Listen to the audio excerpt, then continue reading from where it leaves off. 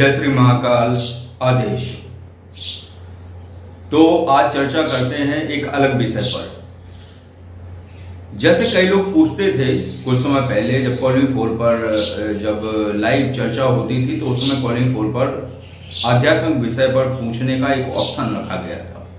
जैसे किसी को कुछ चीज़ जाननी है, कोई चीज़ समझनी है, या तंत्र काट करवाना है, या अपने ऊपर नकारात्मक ऊर्जा है या नहीं है उस विषय में समझना है और ऊर्जाओं को हटवाना है, इस विषय पर वो कॉलिंग फोर ऐप के माध्यम से जानकारी ले सकते थे, तंत्र काट करवा सकते थे और जो है ऊर्जाएं हटवा सकते थे। ये सभी चर्चाएं होती थी उस समय और अभी भी होती हैं कॉलिंग फोर ऐप पर। जो कुछ साधक हैं तो उन्होंने ये पूछा था कि हमारा तत्व कौन सा है।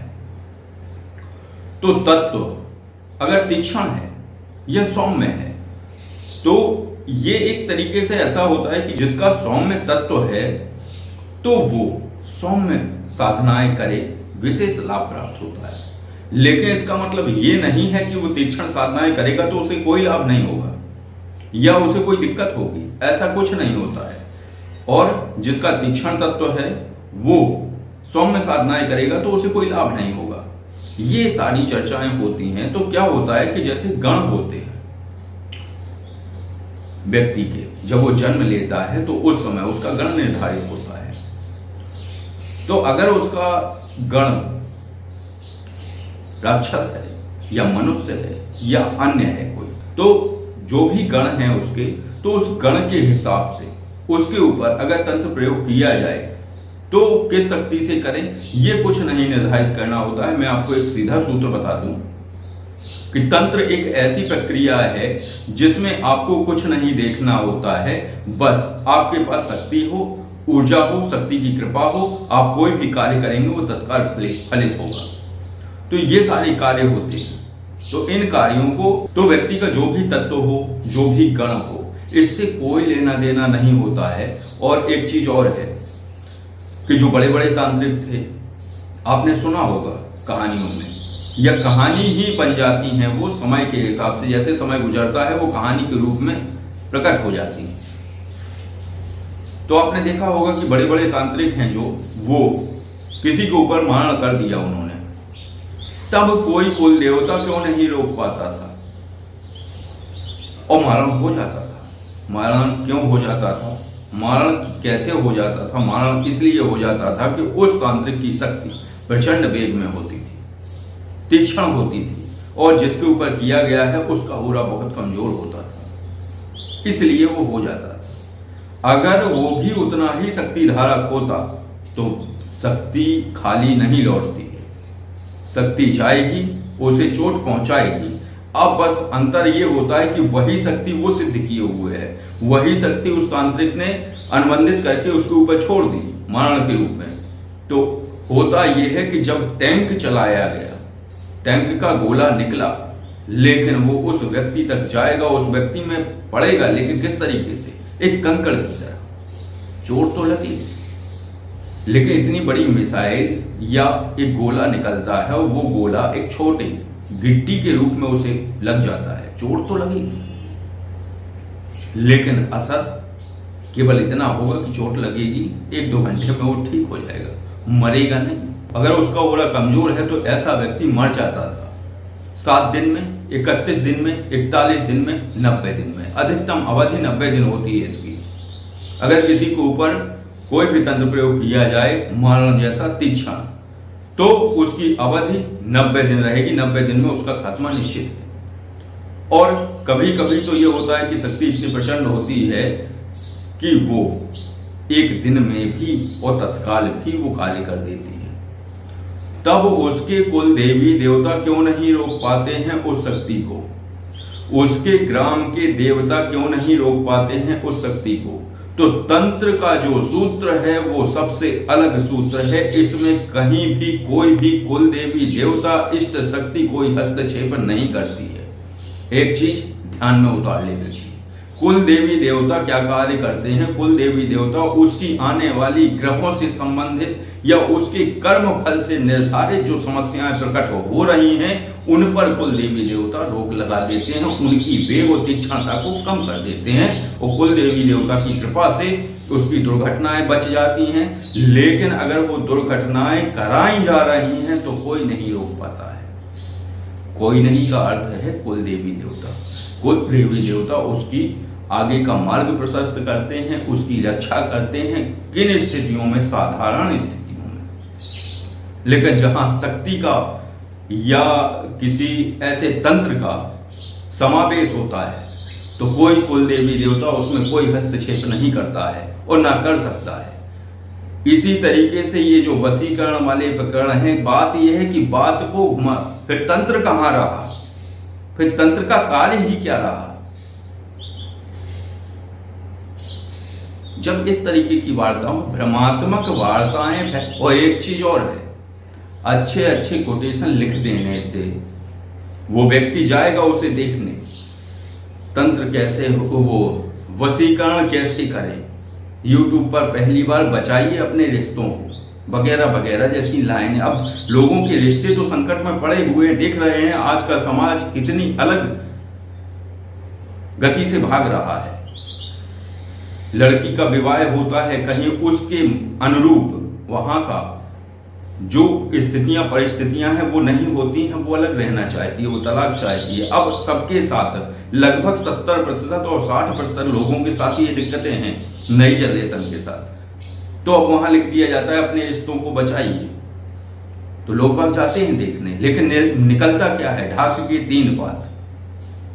एक शक्ति ऐसी होती है वो ये कर सकती है, एक शक्ति ऐसी होती है वो ये कर सकती है। घुमाने वाली सारी भ्रम जाल, जिसे बोलते हैं भ्रम जाल। लेकिन मैं सीधा सीधा सूत्र बता दूं कि कोई भी शक्ति अगर अनुबंधित होकर किसी के ऊपर छोड़ी जाएगी तो ना कुल देवी देवता रोक पाएगा, ना उस गांव का मेढ़ा देव, जो मेढ़े के देव होते हैं जिन्हें कुछ लोग क्षेत्रपाल बोलते हैं, वो क्षेत्रपाल हैं ही नहीं। क्षेत्रपाल अलग हैं। क्षेत्रपाल हैं भैरव जी, जिनको गोरे भैरव के नाम से बाबा गोरखनाथ के ग्रंथों में उल्लेख किया गया है क्षेत्रपाल बाबा का, तो उनको गोरे भैरव के नाम से जाना जाता है। तो वो सीमा के देव नहीं है किसी गांव के, तो ना वो है मेढ़े देव, तो ना वो रोकते हैं अनुबंधित शक्ति को और ना कोई कुल देवी देवता रोक पाता है। वो कुल देवी देवता होते हैं अलग।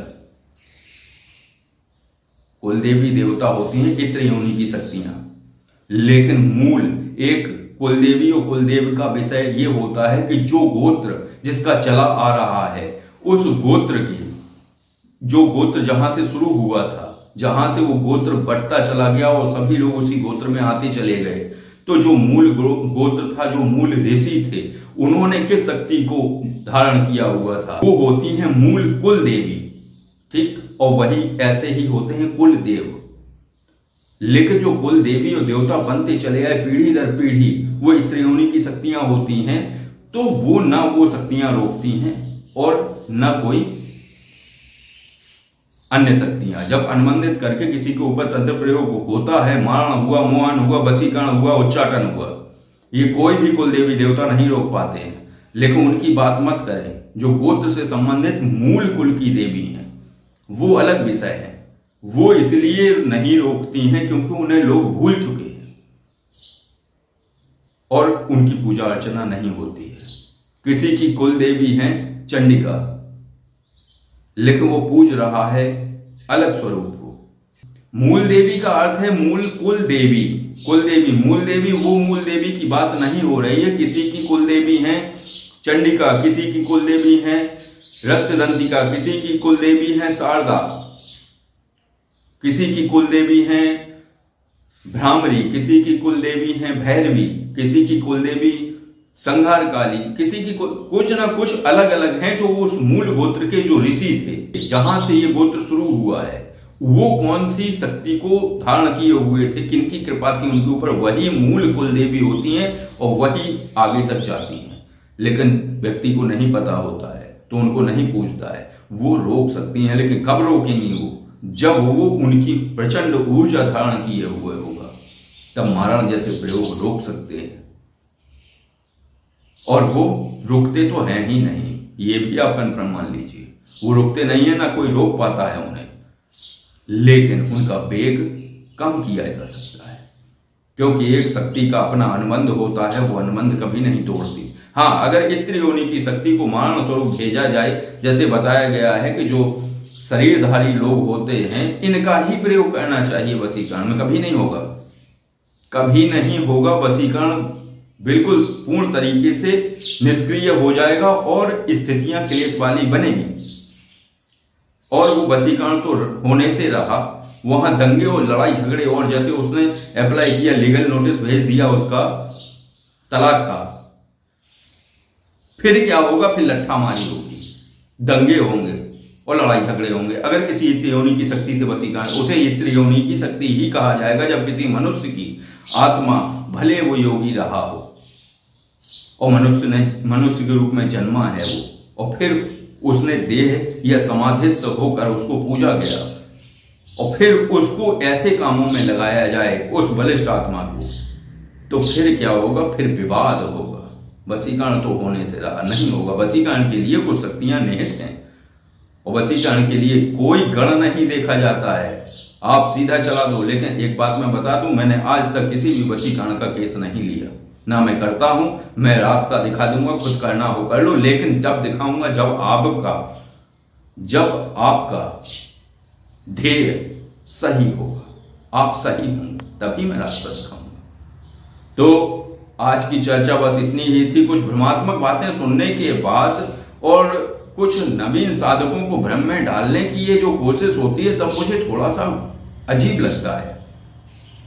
एक अजीब सी कहानियां प्रकट कर दी जाती हैं और वही शब्द चाशनी वाले, तो फिर मुझे कुछ ना कुछ बताना होता है। तो बस आज की चर्चा यही होती है, और आप लोगों ने इस विषय को समझा होगा, तो भ्रमात्मक स्थितियों में ना फंसें और चाशनी वाले शब्दों से बचें। उसका पहले मूल समझें कि वास्तविकता है क्या। तो जो मैं बताता हूं कि आपका तत्व अगर तीक्ष्ण है, तब भी आप सौम्य साधनाएं करके लाभ ले सकते हैं, और अगर आपका तत्व सौम्य है, तब भी आप तीक्ष्ण साधनाएं करके लाभ ले सकते हैं। ऐसा नहीं है कि तत्व सौम्य है और आप तीक्ष्ण साधनाएं करेंगे तो फंस जाएंगे, कोई अनिष्ट हो जाएगा, अनर्थ हो जाएगा, ऐसा नहीं है। लेकिन है, उसके लिए आपको थोड़ी सी तैयारी करनी होगी। जिसका तत्व जो है उसको कोई तैयारी नहीं करनी है, लेकिन जिसका तत्व, अब ये आप सानिध्य के द्वारा या एक गुरु के मार्गदर्शन में वो कार्य कर सकते हैं। तो बस आज की चर्चा इतनी ही थी। आज की चर्चा अगर आपको अच्छी लगी हो तो वीडियो को लाइक करिए, और अगर आप किसी आध्यात्मिक विषय पर कोई जानकारी चाहते हैं तो कॉल-मी-4 ऐप के माध्यम से आप कॉल कर सकते हैं और जानकारी ले सकते हैं। अगर आप किसी साधारण विषय पर चर्चा करना चाहते हैं तो आप ये जो नंबर स्क्रीन पर दिया जा रहा है, इस नंबर पर आप कॉल और व्हाट्सएप द्वारा जानकारी ले सकते हैं। आदेश। जय श्री महाकाल।